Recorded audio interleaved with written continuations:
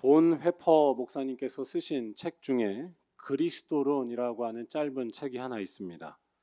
이 책에는 짧지만 의미심장한 구절이 하나 나옵니다. 예수님을 만나는 방법에 대한 것인데요. 제가 한번 읽어드리겠습니다. 결국 예수를 만나는 방법에는 두 가지가 있다. 자기가 죽거나 아니면 예수를 죽이는 것이다. 여러분들은 이 두 가지 방법 중에서 어떤 것으로 예수를 만나고 계신가요? 이 말은 읽으면 읽을수록 여러 가지 생각을 갖게 해줍니다. 예수를 만나려면 자기가 죽어야 한다라고 하는 이 말이 얼핏 들을 때에는 좀 추상적으로 느껴질지도 모르겠습니다. 하지만 이 말은 틀림이 없는 말입니다. 자기가 죽지 않으면 예수가 전혀 드러나지 않기 때문입니다. 아니, 자기가 죽지 않으면 이 말이 말하고 있는 대로 오히려 예수를 죽이게 되기 때문입니다. 오늘 광고에서 우리 교회가 감리교 군선교회에 후원한 것에 대해 말씀을 드렸는데요. 제가 군목을 할 때 어떤 교회에서 제가 목회하던 교회 중에 한 교회에 위문을 오신 적이 있었습니다. 그때 위문을 오셨던 그 교회는 태백산맥에서 가장 높은 봉우리 중에 하나인 향로봉에 있는 군인 교회였습니다. 강원도 인제 진부령에서 차로 1시간 반 이상을 올라가야 했고 5월 달에도 폭설이 내리는 아주 끝내주는 곳이었습니다. 그런 교회를 방문해서 위문을 해주신 이 교회는 참 고마운 교회였습니다. 먹을 것을 잔뜩 들고 오셔서 열악한 오지에서 근무하는 병사들을 위로해 주시고 같이 찬양도 하며 또 기도도 해 주셨습니다. 그런데 이때 위문 예배를 마치고 잠시 쉴 때 위문단을 인솔하셨던 한 장로님께서 저에게 조용히 다가오시더니 한 가지 불편한 부탁을 하셨습니다. 조금 있다가 다 끝나면 위문 오신 분들이 단체로 부대 주변에서 나무를 좀 뜯고 싶다라는 것이었습니다. 나무를 좀 뜯게 해달라. 그때 저에게 이 말씀을 하셨던 장로님의 표정과 말씀이 아직도 생생히 기억납니다. 매년 위문 올 때마다 이렇게 나무를 뜯어갔었고 이 정도는 하게 해달라라는 식이었습니다. 지금의 저라면 그때 아주 까다롭게 하지 않고 그냥 넘어갈 수도 있을 것 같은데요. 그때 20대 후반에 혈기왕성한 목사였던 저는 이 부탁을 그냥 넘어가지 못했었습니다. 이 부탁이 너무나 불편하게 느껴졌었습니다. 뭐라고 하면 좋을까요? 다른 것보다 이분들이 부대 주변에서 나무를 뜯고 있을 때 그 모습을 뻔히 보게 될 병사들의 시선이 너무나 두렵게 느껴졌습니다. 이 교회가 있었던 향로봉은 나물이 지천에 깔려 있었습니다. 민간인 출입 금지 구역이어서 자연이 잘 보존된 덕분이었습니다. 자연 보호를 위해 여기에서 나무를 뜯는 것은 당연히 민간인뿐만 아니라 군인들에게도 엄격히 금지가 되어 있었습니다.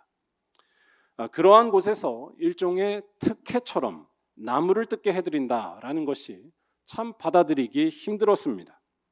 그것도 예수 믿는 사람들에게. 더 나아가서는 위문을 한 것에 대한 보답의 차원으로 나무를 뜯게 해드린다라고 할 때 이러한 모습이 교회를 다니지 않는 병사나 간부들에게 어떻게 비칠지, 아니 신앙 있는 사람들에게조차 어떻게 보일지 잘 가늠할 수가 없었습니다. 겉으로는 뭐라 하지 않겠지만 아마도 다 비슷한 생각을 했을 것입니다. 사람이 다 똑같구나. 병사들이 실망하게 될 모습이 눈에 훤하게 보였고 방금 전까지 저분들이 보여주셨던 지극한 사랑과 섬김이 다 물거품이 될 것 같았습니다. 그래서 그때 저는 고민 끝에 남을 뜯지 마시라고 그 장로님께 조심스럽게 말씀을 드렸었습니다. 그런데 그때 제 이야기를 듣고서 실망하셨던 장로님의 얼굴이 아직도 눈에 선합니다. 그래요? 하시면서 아주 실망한 표정으로 저를 쳐다보셨습니다. 더 안타깝고 놀라운 것은 그날 이후로 이분들이 여기로 위문을 안 오셨다는 것입니다. 참 감사하게도 우리 감리교회는 아니었습니다. 사실 지금 말씀드린 그분들이나 또 저나 또 여러분들이나 별 차이가 없다라고 할 수 있습니다. 인간의 본성은 자기를 버리지 못하는 데 있기 때문입니다. 은연중에 위문온 것에 대해 내세우면서 대접받기를 요구하던 이분들의 모습처럼 자기를 내세우는 것을 버리기란 거의 불가능한 일입니다. 아니, 훌륭한 일을 많이 하고 세상에서 존경받을수록 자기를 버리지 못할 가능성이 더 높아집니다. 그러한 자신이 자랑스럽기 때문이고요.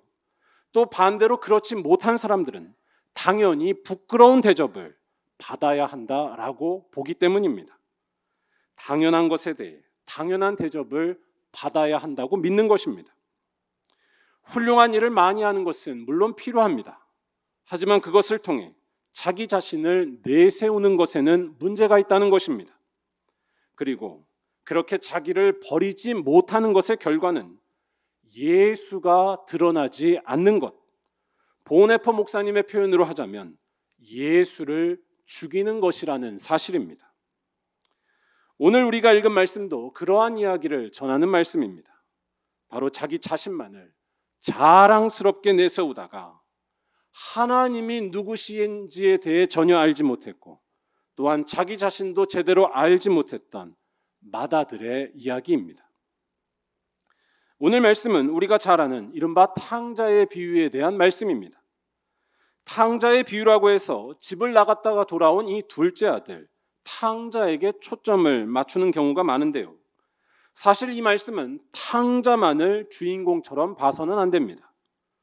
돌아온 탕자에게만 초점을 맞추면 오늘 말씀이 말하려는 종합적인 내용을 놓칠 수 있습니다.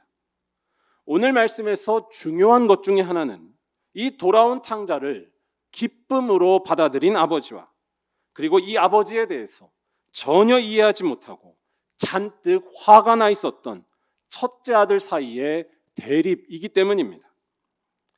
오늘 말씀의 스토리는 우리가 잘 알고 있습니다. 어떤 아버지에게 두 아들이 있었습니다. 그런데 그 중에 둘째가 아버지로부터 재산을 받아 허랑방탕하게 써버리고 맙니다. 일단 여기에서 그가 아버지의 재산을 받아 다 써버렸다라는 것의 의미를 좀 더 정확하게 알 필요가 있습니다. 예수님 시대의 유대인들은 아버지의 재산을 원칙상 미리 받을 수가 없었습니다. 아버지께서 돌아가신 후에 받는 것이 원칙이었습니다. 하지만 이 둘째 아들은 아버지의 재산을 아버지가 돌아가시기 전에 미리 받습니다. 12절에서 내게 돌아올 분깃을 내게 주소서라는 말씀이 이것을 가리킵니다. 이렇게 아버지께서 돌아가시기 전에 유산을 미리 받는다는 것은 한마디로 아버지를 무시하는 무례한 행동이었습니다. 살아있는 아버지를 벌써 죽은 사람처럼 대하는 것과 다름없는 행동이었기 때문입니다. 또한 당시 유대 관습에 따르면 설령 유산을 미리 받는다 하더라도 이것은 어디까지나 소유권을 받는 것에 불과했습니다. 처분권은 없었다는 것입니다. 그 재산을 지배하는 힘이 여전히 살아있는 아버지에게 있다는 것을 강조하기 위한 관습이었습니다. 그런데 이 둘째 아들은 이러한 당시의 관습마저 무시해버렸습니다. 그는 아버지의 뜻과 상관없이 이 재산을 자기 마음대로 다 처분했으며 또한 다 써버리기까지 했습니다. 아버지를 철저히 무시한 것이었습니다. 그렇다고 해서 이 둘째 아들이 무슨 일을 열심히 하다가 이 재산을 다 쓴 것도 아니었습니다. 13절을 보면 그는 아버지의 재산을 먼 나라에 들고 가서 허랑방탕하게 썼다라고 나옵니다. 또 30절에서 그의 형이 고발하는 내용을 보면 창녀들과 함께 아버지의 재산을 삼켜버렸다라고 나옵니다. 즉 이 아들은 아버지께서 평생 모아온 소중한 재산을 온갖 방탕한 일을 하는 데에 온갖 악과 쾌락을 즐기는 데에 쓰다가 다 탕진한 것이었습니다. 완전히 망나니 같은 아들이었습니다. 결국 그는 가장 비참한 신세가 되고 맙니다. 15절을 보면 그가 돼지 치는 일을 했다라고 나옵니다. 돼지는 유대인들이 혐오하는 동물입니다. 돼지를 가까이 한다는 것은 유대인들에게는 있을 수 없는 일이었습니다. 그런데 이 둘째 아들은 돼지 치는 일을 했다라고 나옵니다. 이것은 그의 형편이 돼지 치는 일까지 할 수밖에 없는 아주 절박하고 비참한 신세가 되었다는 것을 의미합니다. 16절 말씀은 이 둘째 아들의 더 비참한 모습을 보여줍니다. 그는 돼지가 먹는 열매조차 먹을 수가 없었다는 것입니다.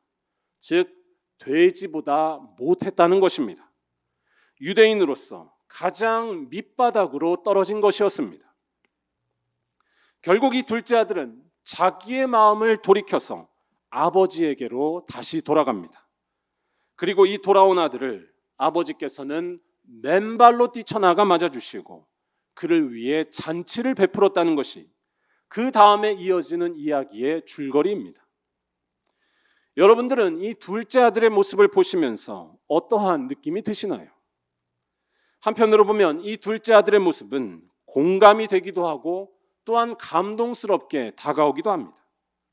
우리들도 이렇게 아버지의 품을, 즉 하나님의 품을 떠나 살 때가 너무나 많기 때문입니다.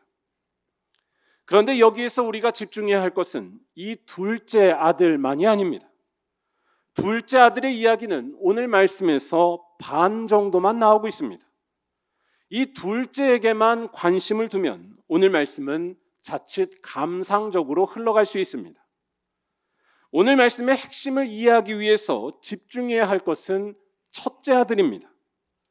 특히 이 첫째 아들 맏아들이 자기의 동생이 돌아온 소식을 듣고서 치를 떨며 분개한 것에 대해 우리는 충분히 이해해야 합니다. 25절을 보시면 이 맏아들이 밭에 있다가 돌아왔다라고 이야기합니다. 열심히 일하다가 집에 돌아온 것이었습니다. 그런데 집에 가까이 갈수록 웬 이상한 음악 소리가 들리기 시작했습니다. 가까이 가서 들어보니 단순한 음악 소리가 아니라 춤까지 추면서 즐기고 있었던 흥겨운 잔치 소리였습니다. 그래서 이 소리가 무슨 소리인지 듣게 되었는데 그 소식은 충격적이었습니다. 아버지의 재산을 다 탕진해버린 이 망나니 같은 동생이 돌아왔는데 아버지께서는 그를 기쁘게 맞이해 주시고 그를 위해서 잔치를 떠들썩하게 베풀어 주셨다는 것이었습니다. 28절 말씀에 이때 맏아들이 보인 반응이 나옵니다.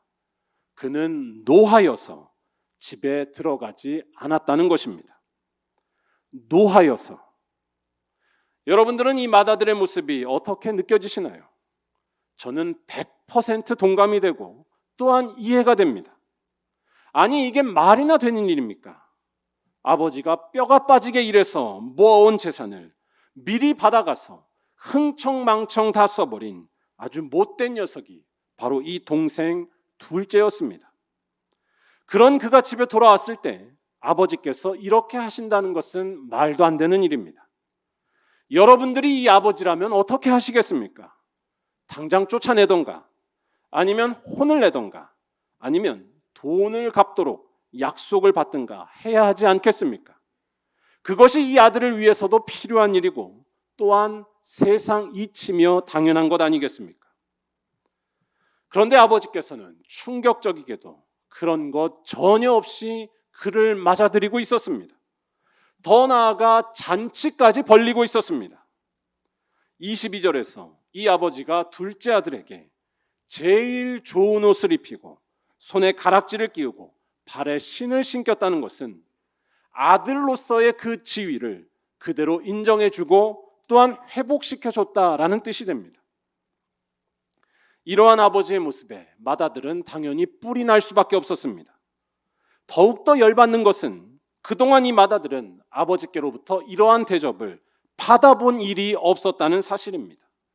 29절에 이 사실이 잘 나오고 있습니다. 이 맏아들은 그동안 아버지의 명을 어긴 일이 없었습니다. 아주 효자였고요. 또한 성실한 아들이었습니다.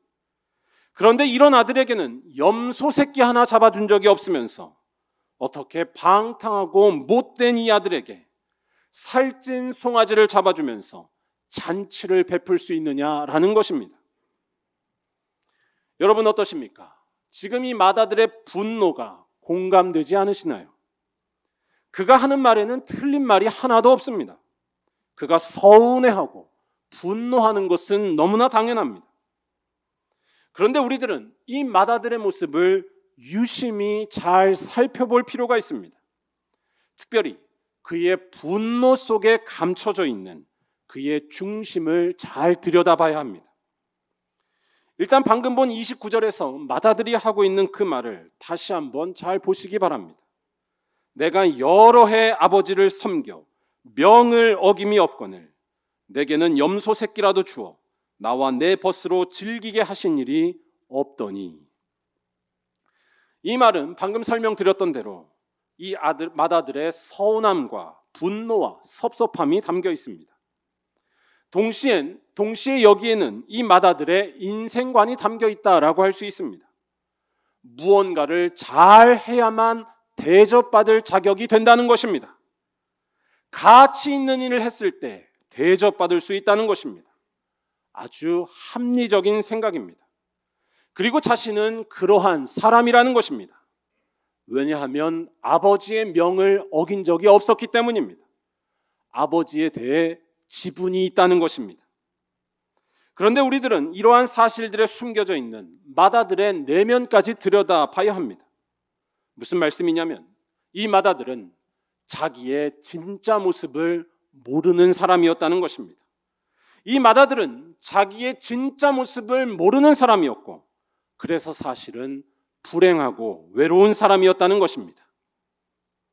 여러분 한번 생각해 보시기 바랍니다. 이 마다들이 그동안 아버지의 명을 열심히 지키려고 했었던 그 진짜 이유, 그 속모습은 무엇일까요? 무엇보다도 그동안 아버지의 명을 잘 지켜왔다는 자신의 그 과거에 대해 목숨 걸면서 지키려고 하고 달려든 진짜 이유가 무엇이었는지 그것도 한번 생각해 보시면 좋겠습니다. 그 이유는 이러한 것들을 통해 자기 자신을 증명할 수 있고 자기 자신을 찾을 수 있다고 생각했기 때문입니다.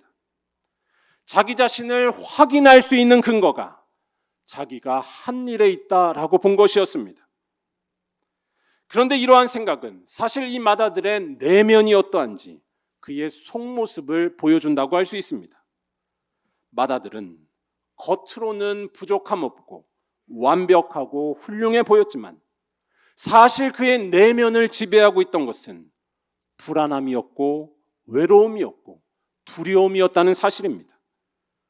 훌륭하고 똑똑하게 사는 것, 거기에 목숨을 걸고 있었던 이유는 그것이 없으면 자기는 아들로서 증명되지 못한다고 믿었던 탓이었습니다. 그러한 생각이 그를 집어삼키고 있었습니다. 조건이 사람의 인생을 결정한다고 믿었던 것인데 이것을 신앙적으로 말하자면 죄의 유혹이라고 할 수 있습니다. 제 말은 마다들처럼 성실하고 열심히 사는 것이 이 세상에서 필요 없다는 것이 아닙니다. 이렇게 사는 것은 우리 모두에게 필요한 일입니다. 이렇게 사는 것이 없으면 세상은 금세 무질서해지고 또한 혼란스러워질 것입니다. 하지만 여기에 결정적인 문제는 이러한 것들 속에서 자기의 생명을 찾으려 한다는데 자기의 존재를 증명하려 한다는 데 있었다는 것입니다. 그런데 여러분들 잘 생각하시고 또 잘 보시기 바랍니다. 이 마다들의 진짜 모습은 무엇이었을까요? 이 마다들의 진짜 모습은 무엇이었을까요? 그가 성실하고 열심히 살아온 것 때문에 그가 아들로서 존재하고 아들로서 증명이 되는 것일까요?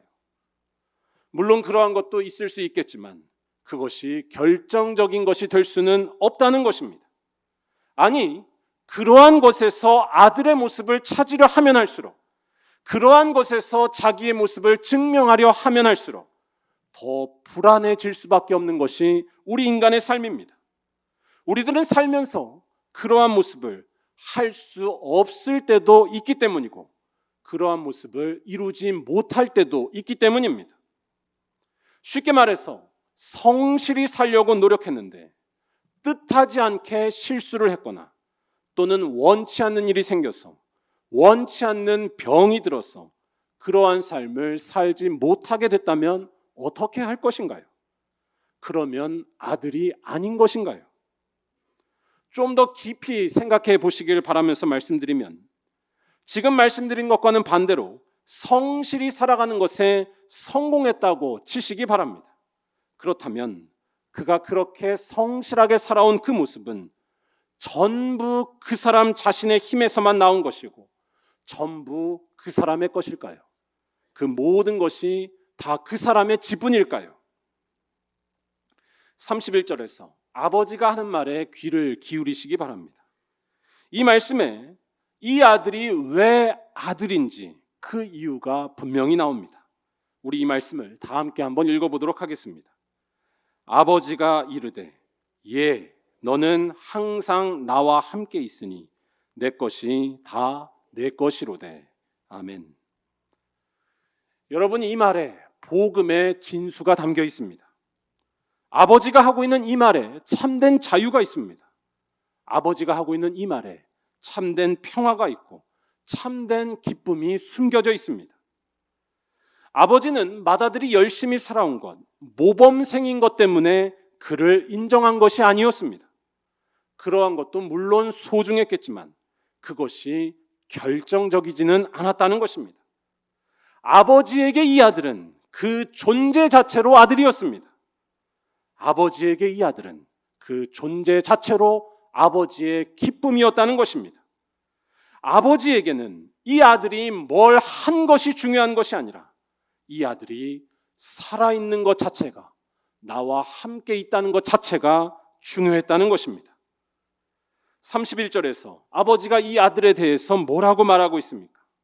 이 맏아들은 아버지의 모든 것을 가진 사람이라고 아버지가 직접 이야기하고 있습니다. 즉, 이 아들이 정말로 아버지의 아들이고 아들로서의 그 위치를 지녔다는 이야기입니다.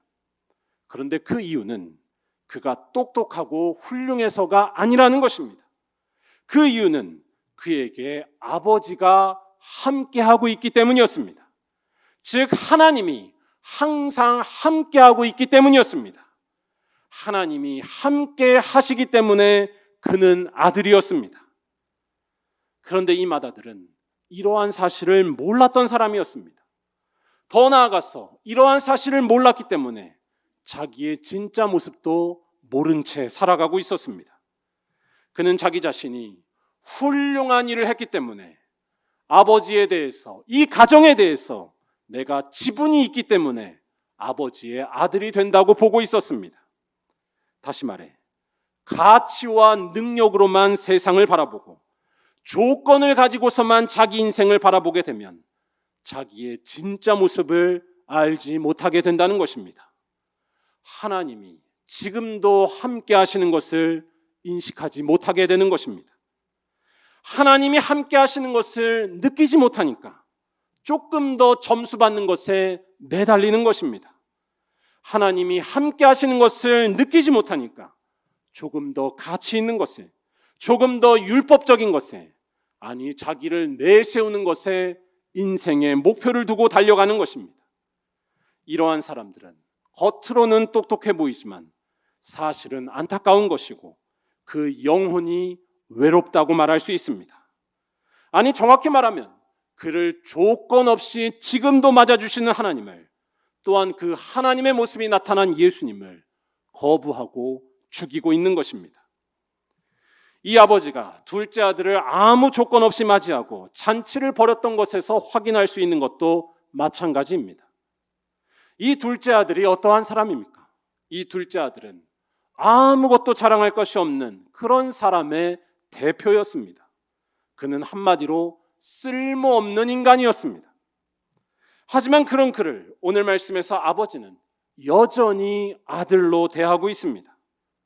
오늘 말씀을 잘 보면 아주 재밌는 장면이 하나 나옵니다. 이 둘째 아들은 아버지에게로 돌아가기로 마음먹었을 때 할 말을 잔뜩 준비해서 아버지에게로 갑니다. 18절과 19절에 그가 준비한 그 말과 생각이 나오는데요, 회개하는 고백을 준비하며 아버지께 나아가려고 한 것이었습니다. 그런데 21절과 22절을 보면 특이한 장면이 하나 나옵니다. 이 둘째 아들이 아버지께로 돌아가서 자기가 준비한 그 말을 하고 있는 중간에, 아니 말이 다 끝나기도 전에 아버지께서 중간에 들어와 가로채시고 아버지가 행동을 하기 시작했다는 것입니다. 정확히 말하면 나를 품꾼의 하나로 보소서라는 말, 이 말도 준비하고 있었는데 이 말은 다 하지도 않았었는데 아버지가 중간에 끊으시고 들어오더니 이 아들에게 옷을 입히고 신을 신기고 있었다라는 것입니다.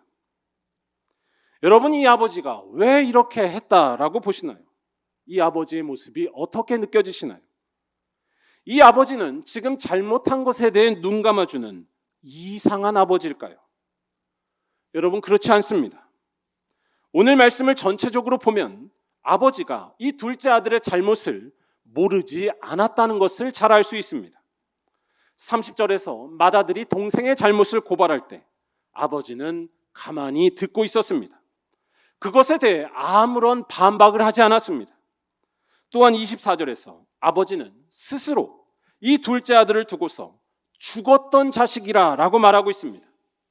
즉 아버지는 둘째 아들의 잘못에 대해 분명히 알고 있었습니다. 하지만 그럼에도 불구하고 아버지는 그의 잘못을 가지고서 그의 인생을 다 평가하지 않았다는 것입니다. 잘못했다고 해서 아들이라는 사실이 변하는 것은 아니었기 때문입니다. 이 아버지는 자기 아들을 조건으로 대한 것이 아니라 존재 자체로 대하고 있던 것입니다. 죽었던 아들이 다시 돌아와 같이 숨쉬고 있는 것이 이 아버지에게는 중요했습니다. 그를 사랑한 것입니다. 사랑하는 우리 말년교회 성도 여러분, 우리들은 이러한 아버지의 사랑이 무엇을 나타내는지 잘 알고 있습니다. 바로 예수 그리스도입니다. 예수께서는 세리와 죄인들, 세상에서 손가락질 받는 사람들의 친구가 되셨습니다. 또한 예수께서는 그들을 자신의 제자로 부르셨습니다. 그런데 이러한 사람들을 제자로 부르실 때 예수께서는 그들을 사람답게 고쳐놓고서 쓰지 않으셨습니다. 예수께서는 그들을 그대로 인정하셨고 그들을 하나님의 아들과 딸로 대하셨습니다. 그러한 예수님의 모습이 가장 분명하게 나타난 곳이 바로 예수님의 십자가입니다.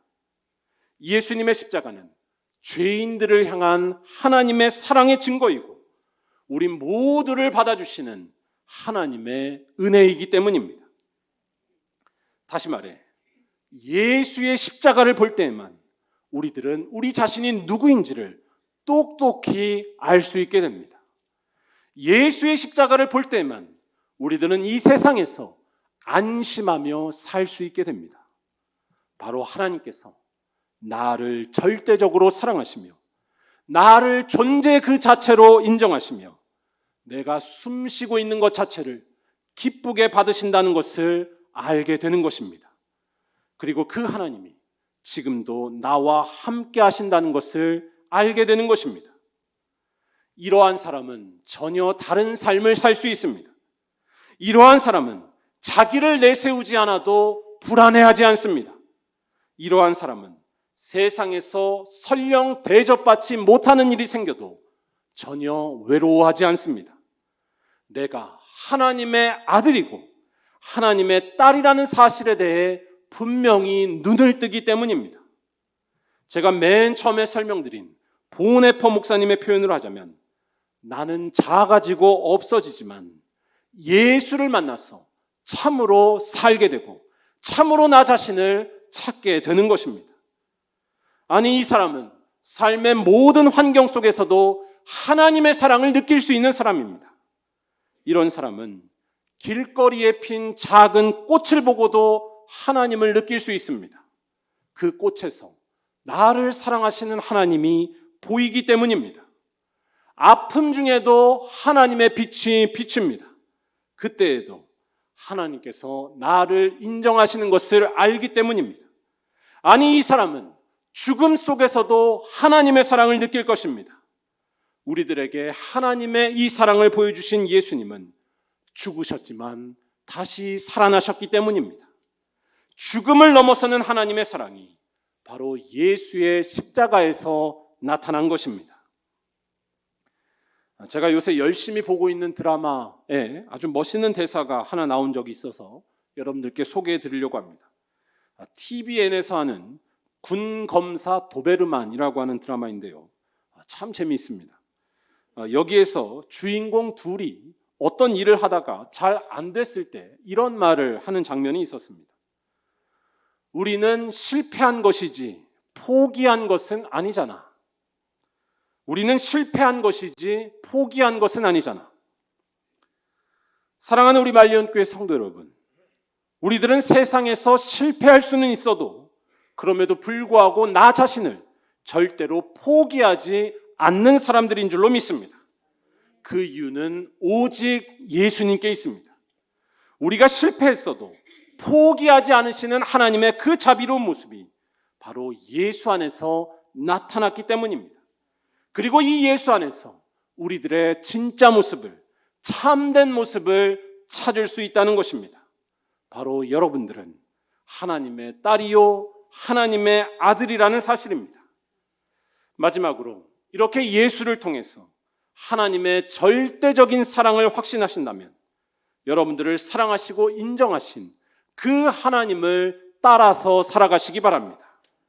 죄악을 버리는 일에 힘쓰시고 하나님의 말씀을 지키며 예수를 온전히 따라가시기 바랍니다. 더 정확히 말하면 나만을 위해 살던 삶은 다 버리고 우리 주변에 아파하고 상처받은 사람들을 위로하며 날마다 자기를 부인하며 살아가시기 바랍니다. 이 믿음을 갖고 주님 앞에 나아가실 때 주님께서는 여러분들을 하나님의 귀한 아들과 딸로 용납해 주실 줄로 믿습니다.